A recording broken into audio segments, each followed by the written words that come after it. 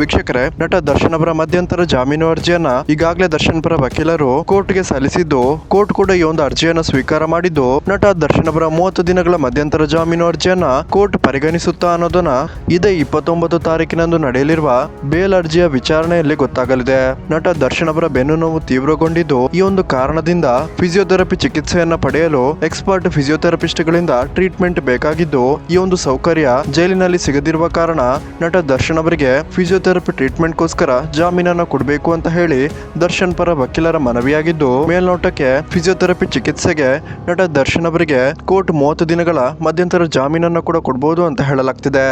ಒಂದು ವೇಳೆ ನಟ ದರ್ಶನ್ ಅವರಿಗೆ 30 ದಿನಗಳ ಮಧ್ಯಂತರ ಜಾಮೀನು ಸಿಕ್ಕಲ್ಲಿ 30 ದಿನಗಳ ನಂತರ ಮತ್ತೆ ವಿಚಾರಣೆ ನಡೆಸಿ ಜಾಮೀನನ್ನ ಎಕ್ಸ್ಟೆಂಡ್ ಮಾಡುವಂತ ಸಾಧ್ಯತೆ ಕೂಡ ಇರಬಹುದು. ಸೊ ವೀಕ್ಷಕರೇ, ಇದೇ 29ನೇ ತಾರೀಕಿನಂದು ನಡೆಯಲಿರುವ ಈ ಒಂದು ವಿಚಾರಣೆಯಲ್ಲಿ ನಟ ದರ್ಶನ್ ಅವರಿಗೆ ಮಧ್ಯಂತರ ಜಾಮೀನು ಸಿಗುತ್ತಾ ಇಲ್ವಾ ಅಂತ ನಿರ್ಧಾರವಾಗಲಿದ್ದು, ಯಾರೆಲ್ಲ ನಟ ದರ್ಶನ್ ಅವರಿಗೆ ಮಧ್ಯಂತರ ಜಾಮೀನು ಸಿಗ್ಲಿ ಅಂತೀರಾ ಈ ವಿಡಿಯೋಗೊಂದು ಲೈಕ್ ಮಾಡಿ ಮತ್ತು ಜೈ ಡಿ ಬಾಸ್ ಅಂತ ಕಮೆಂಟ್ ಮಾಡಿ ತಿಳಿಸಿ.